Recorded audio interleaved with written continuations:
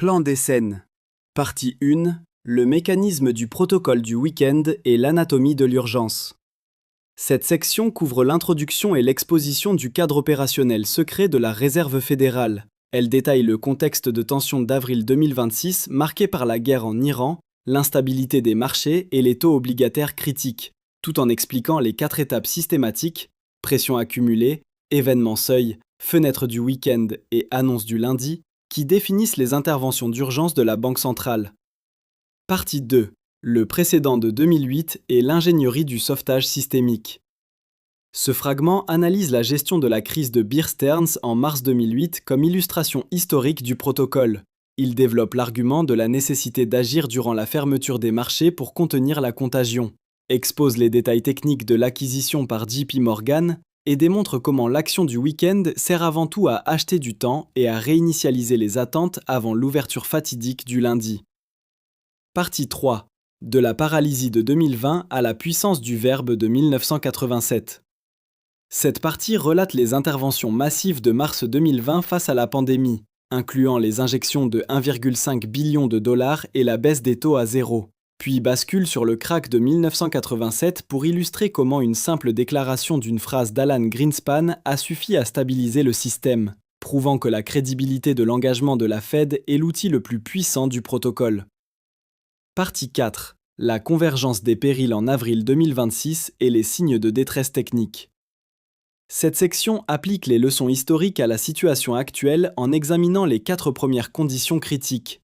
La détresse technique du S&P 500, la fragilité extrême du cessez-le-feu avec l'Iran, la paralysie interne révélée par les minutes de la Fed et l'incertitude radicale liée à la transition de leadership entre Jérôme Powell et Kevin Warsh prévue pour mai 2026. Partie 5. Vulnérabilité du trésor, déconstruction des mythes et stratégie de survie. Le segment final détaille la 5e condition liée aux tensions de liquidité sur le marché des bons du trésor, déconstruit les 3 mythes empêchant les investisseurs de se préparer correctement et propose un cadre décisionnel précis basé sur les données PCE à venir et les seuils de rendement à surveiller, concluant sur l'importance du week-end comme fenêtre de décision vitale pour le positionnement stratégique. L'original s'inscrit dans la niche de l'analyse macroéconomique de haut niveau et de la finance institutionnelle, ciblant un public d'investisseurs avertis. Le genre oscille entre le rapport d'expertise financière et le script d'exposé documentaire à forte tension. Le style est sérieux, autoritaire et analytique, adoptant une manière d'exposition formelle mais empreinte d'une urgence dramatique. La conversation que vous n'êtes pas censé connaître. Le ton est alarmiste et critique tout en restant ancré dans une rigueur factuelle indiscutable, ponctuée de formules de validation répétitives. Vérifié, indéniable. Le rythme est soutenu, alternant entre des segments de données denses et des phrases courtes, hachées, qui accentuent la pression temporelle.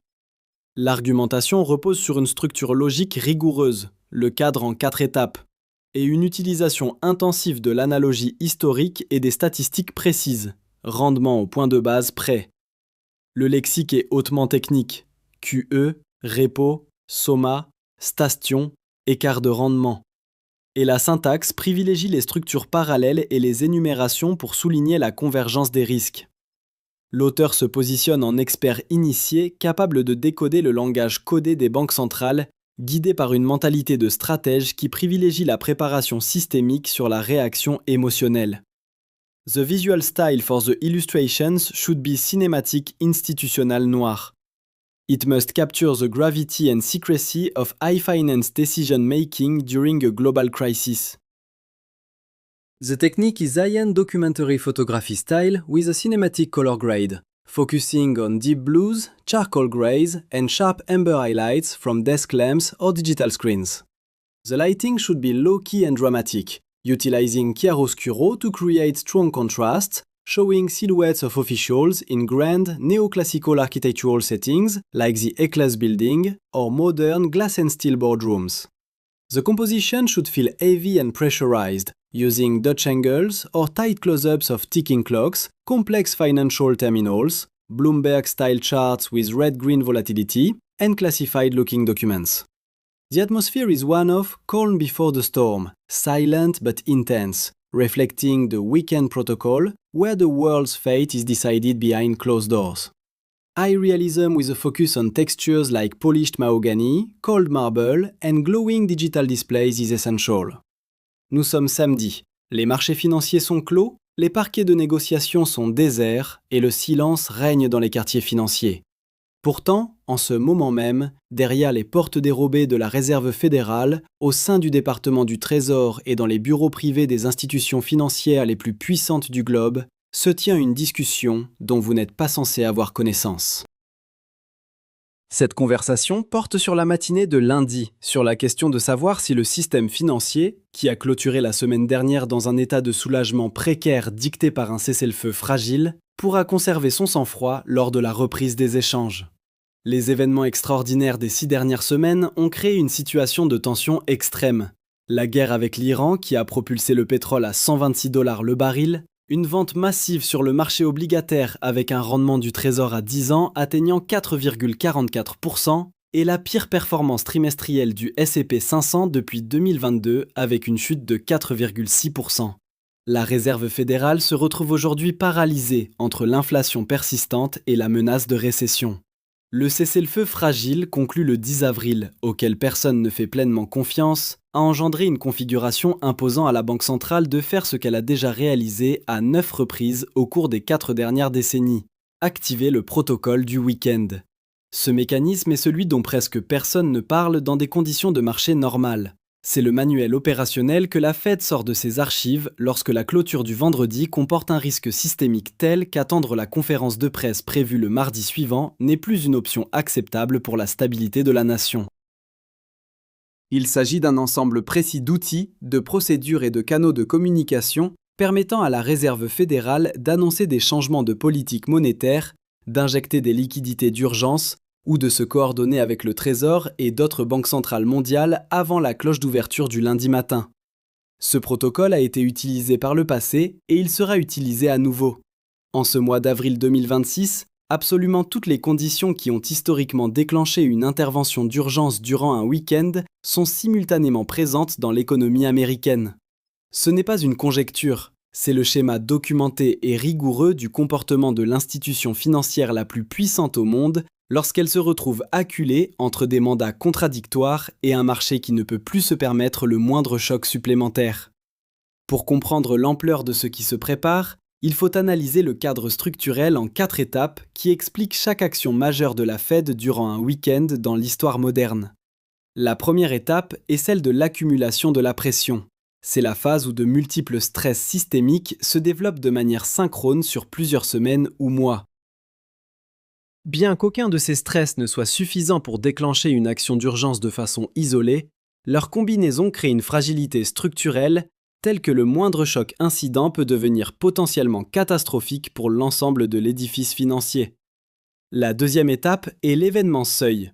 Un développement spécifique, une clôture de marché technique, une donnée statistique ou un événement géopolitique franchit une ligne invisible, transformant instantanément le risque accumulé en une instabilité aiguë.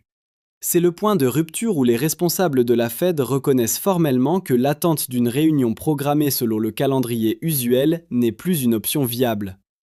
Vient ensuite la troisième étape, la fenêtre du week-end. La Réserve fédérale choisit d'agir entre le vendredi soir et le lundi matin, non par préférence logistique, mais parce que c'est l'unique fenêtre temporelle disponible pour prendre des mesures décisives sans déclencher une panique boursière en temps réel. Il est impossible d'annoncer des changements de politique d'urgence pendant les heures de négociation sans créer la cascade de ventes massives que l'on cherche précisément à prévenir. Le week-end constitue le seul laboratoire protégé où le remède peut être préparé et administré avant que le patient, le marché, n'en perçoive les effets. Enfin, la quatrième étape est l'annonce du lundi. Qu'il s'agisse d'une baisse des taux d'intérêt, de la création d'une nouvelle facilité de liquidité ou d'une déclaration coordonnée avec les partenaires internationaux, l'annonce est diffusée avant l'ouverture des échanges. Le marché s'ouvre alors sur une réalité radicalement modifiée.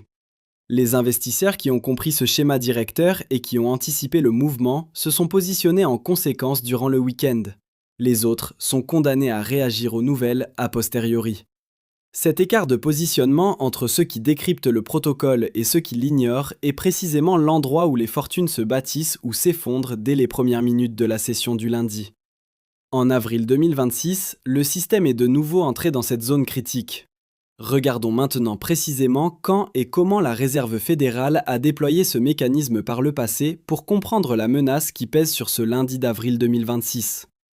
L'année est 2008, le vendredi 14 mars. Bear Stearns, l'une des plus grandes banques d'investissement des États-Unis, se trouve dans un état d'insolvabilité technique absolue.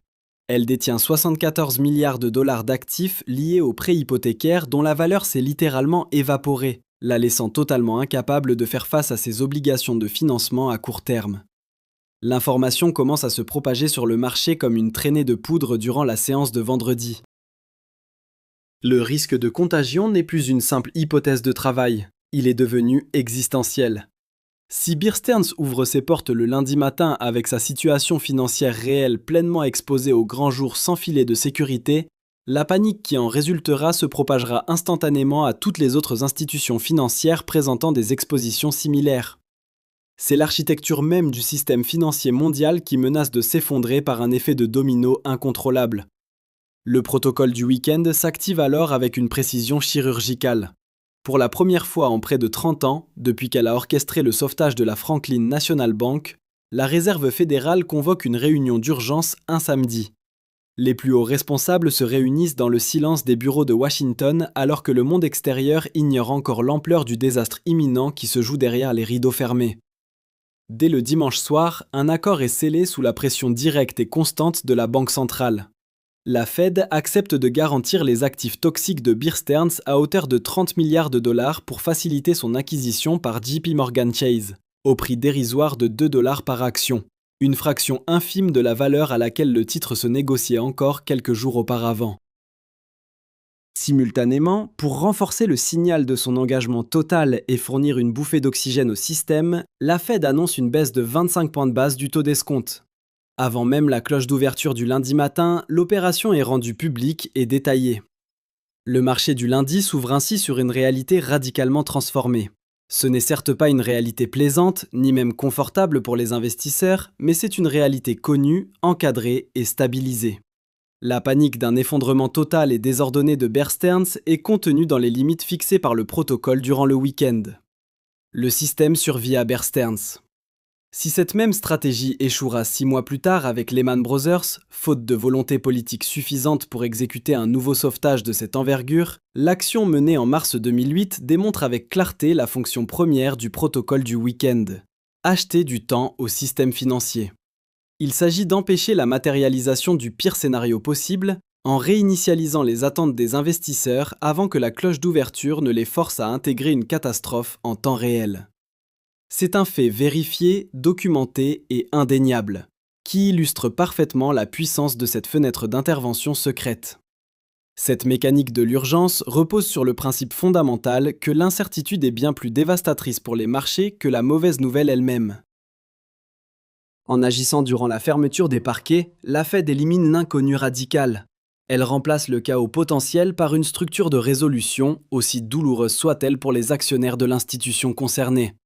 Le protocole du week-end transforme une crise de liquidité imminente qui aurait pu muter en une crise de solvabilité systémique en une transition gérée de manière autoritaire. Pour l'investisseur averti, comprendre cette dynamique n'est pas une simple curiosité historique, c'est une nécessité de survie stratégique. En 2008, ceux qui ignoraient l'existence de ce manuel opérationnel secret ont été balayés par l'ouverture brutale du lundi. Ceux qui comprenaient que la Fed ne laisserait pas le vide s'installer durant le week-end ont pu naviguer dans la tourmente avec une clarté que les autres n'avaient pas. Ce précédent constitue la fondation même de l'analyse des risques que nous menons aujourd'hui pour la session de lundi prochain, car les mécanismes de défense de l'institution n'ont pas changé. Ils se sont simplement perfectionnés au fil des crises successives. L'histoire récente nous offre une leçon magistrale sur l'escalade de ce protocole lorsque les mesures conventionnelles échouent en pleine séance de cotation. L'année est 2020, le jeudi 12 mars. Les marchés financiers mondiaux sont entrés en chute libre depuis 2 semaines alors que l'ampleur de la pandémie de coronavirus est devenue scientifiquement et économiquement indéniable. Le 3 mars, la Réserve fédérale avait déjà tenté une première sortie de secours en réduisant les taux d'intérêt de 50 points de base lors d'une action d'urgence entre deux réunions programmées du calendrier. Pourtant, les marchés ont poursuivi leur effondrement. La liquidité sur le marché des bons du Trésor, le marché de titres le plus profond, le plus sûr et le plus liquide de la planète, a commencé à se gripper de manière alarmante. Les écarts de rendement s'élargissaient sans cesse, le mécanisme vital de découverte des prix s'effondrait et les acheteurs disparaissaient purement et simplement des carnets d'ordre. Le vendredi 13 mars, dans une tentative désespérée de stabiliser les marchés monétaires, la Fed a injecté la somme colossale de 1,5 billion de dollars en opérations de mise en pension à court terme en une seule journée. 1,5 milliard de dollars en 24 heures. Cette injection massive du vendredi n'a pas produit l'effet escompté. Elle a été absorbée par le vide sans stabiliser la psychologie des investisseurs. Les marchés ont clôturé plus bas encore, et c'est à cet instant précis que le protocole complet du week-end a été activé. Le dimanche 15 mars, le Comité fédéral de l'Open Market, FOMC, a tenu une réunion d'urgence d'une importance historique pour la survie du système. Il a annoncé une réduction massive d'1 point de pourcentage complet du taux des fonds fédéraux, ramenant le coût du crédit effectivement à 0. Mais l'institution ne s'est pas arrêtée là. La Fed a simultanément lancé un programme d'assouplissement quantitatif de 700 milliards de dollars, initiant un nouveau cycle d'achat massif d'obligations, tout en ramenant à zéro les réserves obligatoires pour les grandes banques commerciales.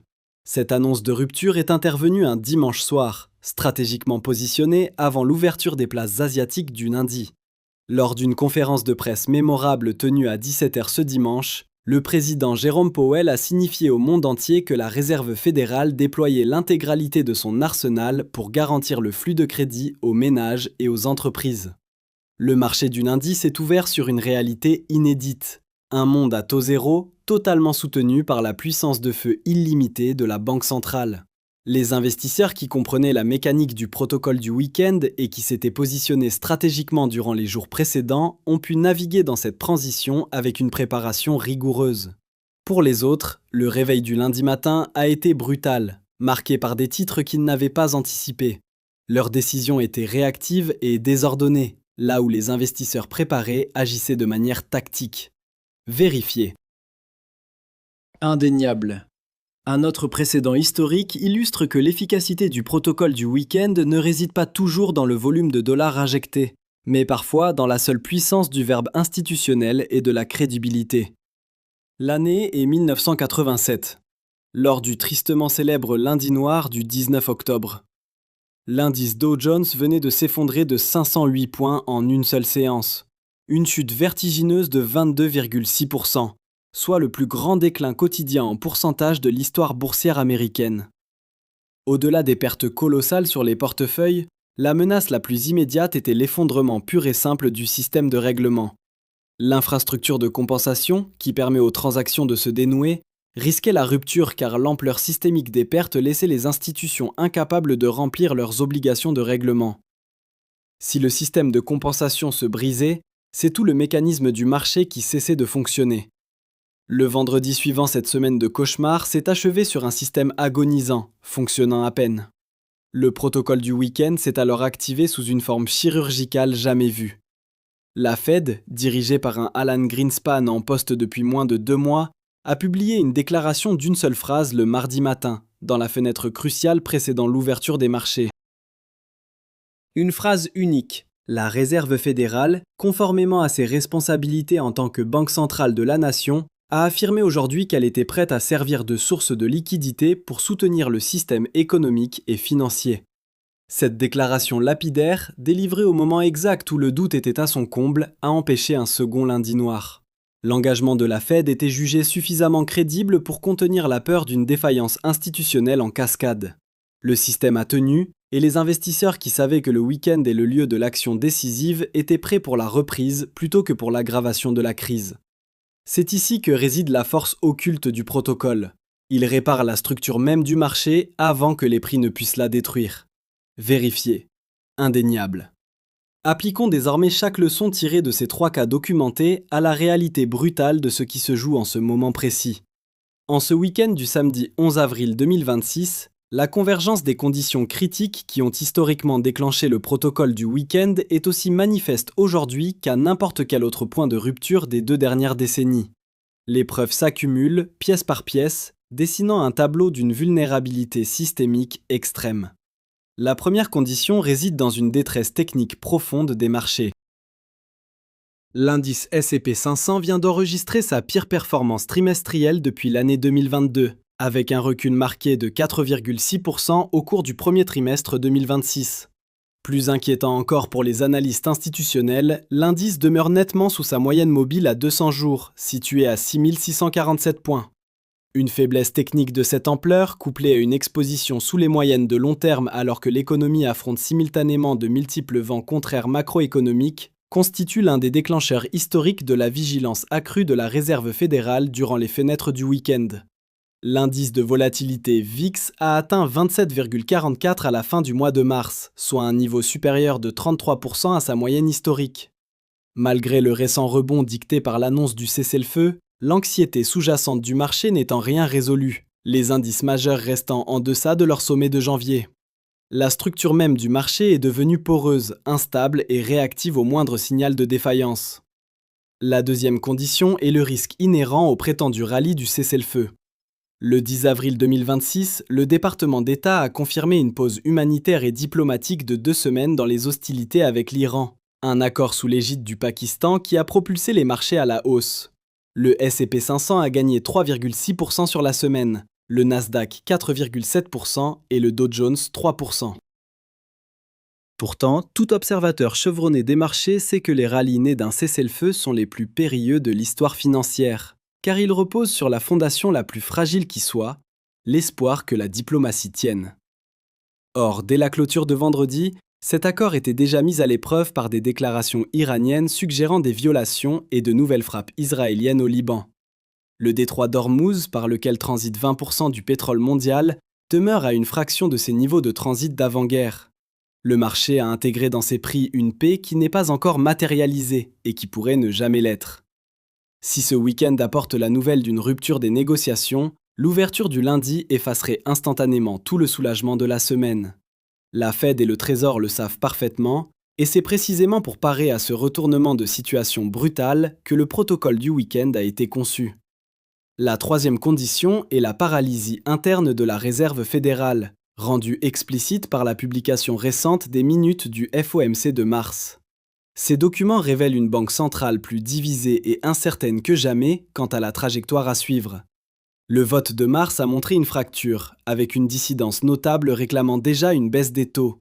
Plus alarmant encore, la probabilité d'une hausse des taux d'ici le début de 2027 est montée à 30%, un chiffre impensable en début d'année. Les minutes reconnaissent explicitement que la flambée des prix du pétrole pourrait réduire le pouvoir d'achat des ménages, durcir les conditions financières et freiner la croissance mondiale. C'est le langage codé d'une banque centrale ayant identifié la stagflation comme le scénario de base, sans disposer d'une porte de sortie politique claire. La Fed maintient ses taux entre 3,5% et 3,75%, mais elle se trouve à seulement 17 jours de sa prochaine réunion programmée. Dans cet intervalle, le cessez-le-feu peut s'effondrer et les données d'inflation PCE attendues cette semaine pourraient capturer l'intégralité du choc énergétique. Le système est sous une pression telle que les fenêtres du week-end deviennent les seules soupapes de sécurité disponibles. Enfin, la quatrième condition est la transition de leadership à la tête même de l'institution. Le mandat de Jérôme Powell expire le 15 mai 2026 et la réunion d'avril sera sa dernière en tant que président.